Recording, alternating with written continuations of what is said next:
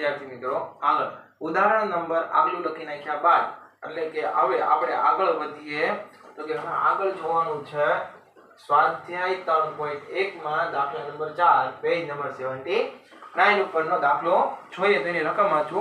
એક વિદ્યાર્થીઓના એક સમૂહના એક કસોટીના ગુણ નીચે મુજબ છે. વિદ્યાર્થીઓના ગુણનો મધ્ય મેળવો. તો આપણે વિદ્યાર્થીના ગુણ ઓલરેડી આપેલા છે 0 થી 10, 10 થી 20, 20 થી 30, 30 થી 40 એમ ક્યાં સુધી આપ્યા છે 70 લગીને આપેલા છે. તો આપણે ઓલરેડી ગુણ લખી નાખ્યા. ત્યારબાદ આપણે જોઈએ તો વિદ્યાર્થીઓની સંખ્યા તો કે હા વિદ્યાર્થીઓની સંખ્યા એટલે કે FI તો એ પણ આપેલી 3 5 12 16 11 5 તો ઓલરેડી મેં એ પણ લખી નાખી છે. તો હવે કીધું છે મધ્ય મેળવો. તો આપણને વર્ગ દેખાય છે તો કે હા એટલે કે આવૃત્તિ વિતરણ કેવું છે વર્ગીકૃત સતત વાળું છે. તો કે હા વર્ગીકૃત સતત વાળું છે. પ્લસ તો અમે ટૂંકી રીતનો સૂત્રનો ઉપયોગ કરશું. કેમ તો કે આપણને c પણ આમાંથી મળી જશે કેમ કે વર્ગ લંબાઈ સમાન છે. એ આપણે મધ્ય કિંમત ઉપરથી જોશું અને પછી સિગ્મા fi di નો ગુણાકાર કરીને આગળ દાખલો ગણશું. તો જોઈએ તો હવે આ બંને વસ્તુ તો બુકમાં આપી છે મેં બેઠી લખી નાખી છે. તો હવે મારે શું કરવાનું છે હવે મારે મેળવવાની છે મધ્ય કિંમત. તો મધ્ય કિંમત ત્યારે મળે કે વર્ગની મારે શું કરવાનું છે અધર સીમા ઉધ્વ સીમાનો સરવાળો એને ભાગ્યા 2. તો આપણે જોઈએ 10 ભાગ્યા 2 એટલે 5 થશે. પછી 15. તો કે કહેવાનો મીનિંગ એમ કે વર્ગ લંબાઈ બધે સમાન છે તો 5 ની અંદર 10 નાખો એટલે 15, એની અંદર 10 નાખશો એટલે 25, એની અંદર 10 નાખો એટલે 35, 45, 55 અને 65. એટલે વર્ગ લંબાઈ 65 સુધી જવાનું રહેશે. હવે મારે મધ્ય કિંમત કઈ ધારવી એ જોવાનું છે. જેથી કરીને બંને ત્યાં લગી કા સેન્ટર લાઈન ની ધારવાની અથવા તો પ્લસ સાઈડ વધુ ઝુકાવ રાખશો તો પણ વાંધો નથી અને ઉપરની સાઈડ માં વધારે જાશો તો પણ વાંધો છે નહીં. તો મધ્ય કિંમત એટલે કે હું આને ધારું છું એ. તો એને ધારું છું એ તો એ બરાબર મારે કેટલા લખવાના છે 35 અને c તો c વર્ગ લંબાઈ કેટલી છે તો કે 10. તો હવે આગળ 35 માંથી 5 જાય કેટલા વધે 30, 30 ભાગ્યા 10 તો કેટલા વધશે 3 વધશે પણ કેવા વધે માઈનસ વધે. પછી આગળ તો કે 15 માઈનસ 35 ભાગ્યા 10 એટલે કેવા વધશે -2 વધશે -1 0. 45 માઈનસ 35 ભાગ્યા 10 1 અને 55 માઈનસ 35 ભાગ્યા 10 2 તો 3. આ રીતના આપણી પાસે કોષ્ટક તૈયાર થશે. તો હવે તમને આવડી આ એટલે કે di તો di કઈ રીતના મેળવ્યું આપણે તો કે xi માંથી a ધારેલી વસ્તુ બહાર કરી અને c એટલે કે વર્ગ લંબાઈ. તો વર્ગ લંબાઈ ક્યાંથી મળે કે અહીંથી વર્ગ લંબાઈ મળે કે બધા વર્ગ વચ્ચેનું અંતર શું છે એના આધારે આપણે આ એટલે કે di મેળવી. di એટલે મેળવી છે કે આપણે આગળ di ની જરૂર પડે છે. તો હવે આગળ જોઈએ di. તો હવે શું છે di શું કહે છે તમને fi di નો ગુણાકાર એટલે કે fi di બંનેનો ગુણાકાર. તો આ 3 છે આ 3 છે 3 તેરી પણ 9 પણ કેવા 9 તો કે -9. પછી 5 દુ 10 પણ કેવા તો કે -1 12 કેવા તો કે -12 0 તો કે 0. હવે અહીંયા 11 એકા 11 પછી આગળ 5 દુ 10 3 4 તેરી 12. હવે કેલ્શિયમ હાથમાં લઈ લો અને હવે આપણે કરશું સિગ્મા fi એટલે કે પહેલા આપણે આવૃત્તિનો સરવાળો કરશું અને ત્યારબાદ સિગ્મા fi di નો સરવાળો કરશું. તો આવૃત્તિનો જોઈએ તો કે 3 + 5 + 12 + 16 + 11 + 5 + 4 એટલે કુલ આવે છે આપણી પાસે કહેવાય ને તો કે 56 આવે છે. હવે આનો કરવા છે fi di નો તો પહેલા પ્લસ વાળાના કરી નાખવા કે માઈનસ વાળાના તો કે પહેલા પ્લસ વાળાના કરી નાખીએ 11 + 10 + 12 હવે એમાંથી માઈનસ વાળું બધું બાદ કરવાનું છે તો માઈનસ 9 માઈનસ 10 માઈનસ 12 તો વચ્ચે કેટલા પ્લસ 2 વધે છે।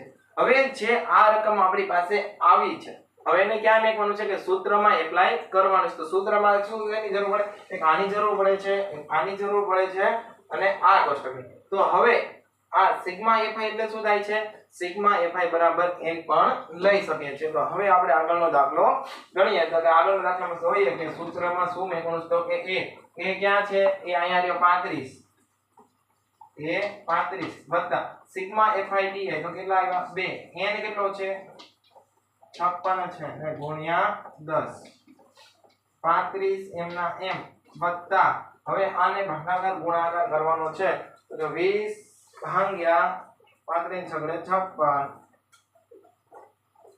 0.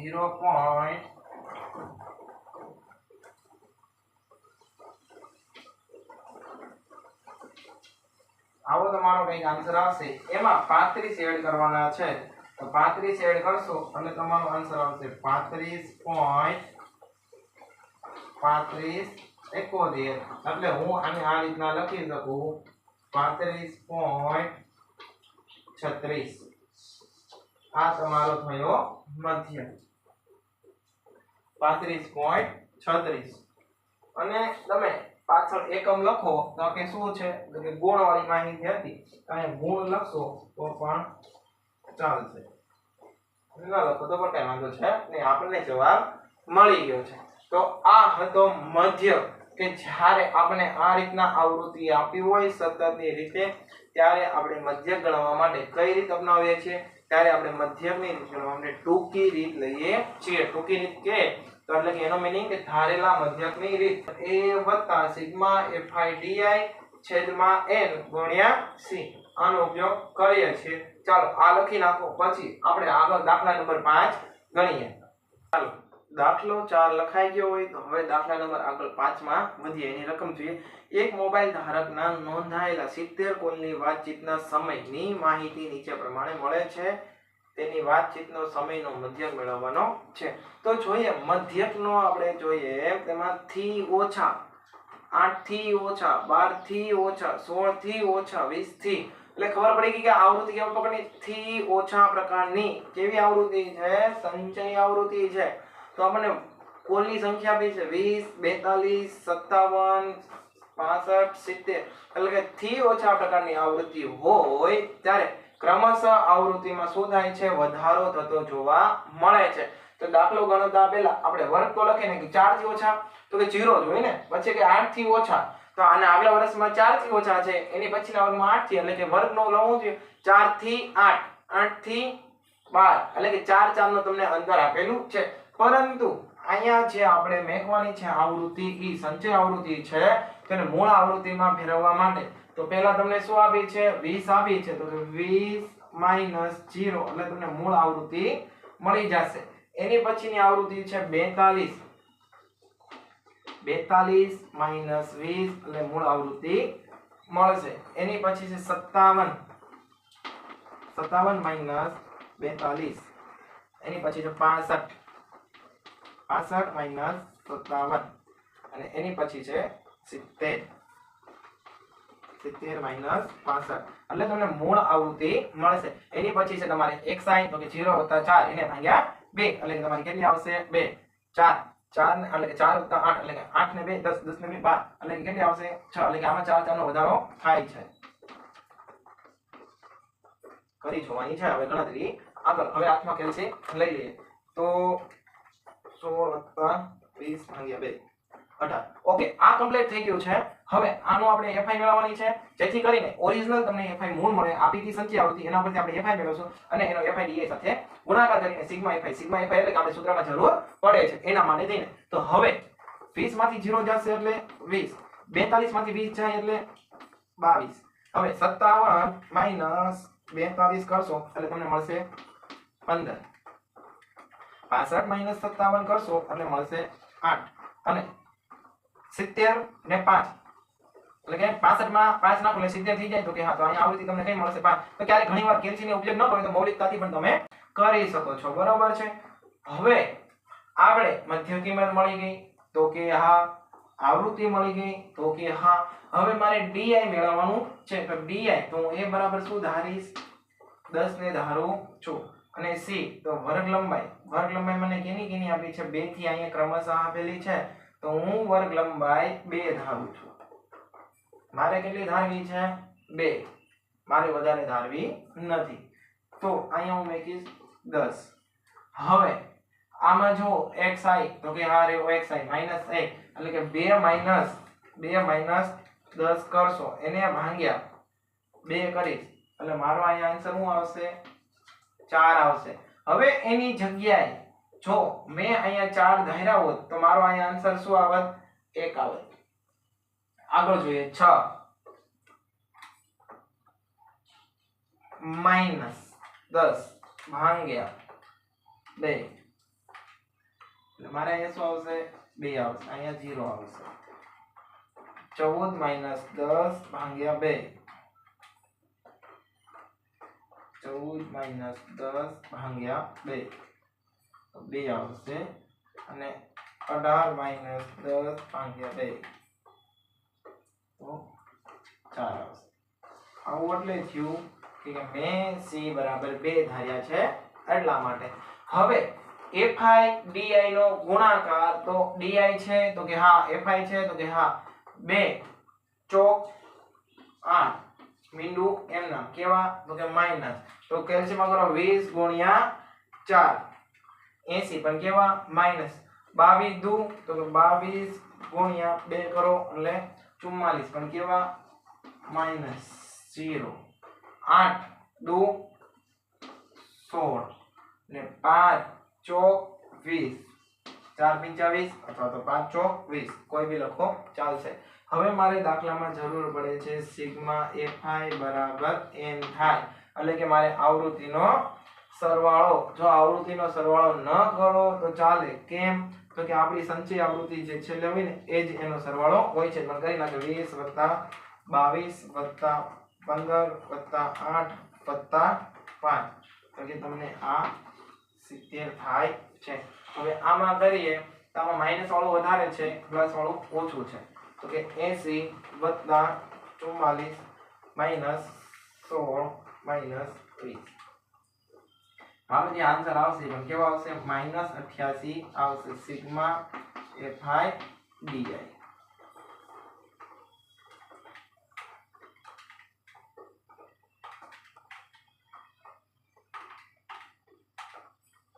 હવે મારે સૂત્રમાં કિંમત મૂકવાની છે તો હવે સૂત્ર ઉપર વી આવે તો કે a કેટલો લીધો છે મેં 10 વત્તા સિગ્મા fi di કેવું આવ્યું છે કે માઈનસ આવ્યું છે એટલે કે 88 અને n તો n તમને કેટલો આપ્યું છે 70 અને c તમને કેટલા આપ્યા છે 2 આપેલા છે.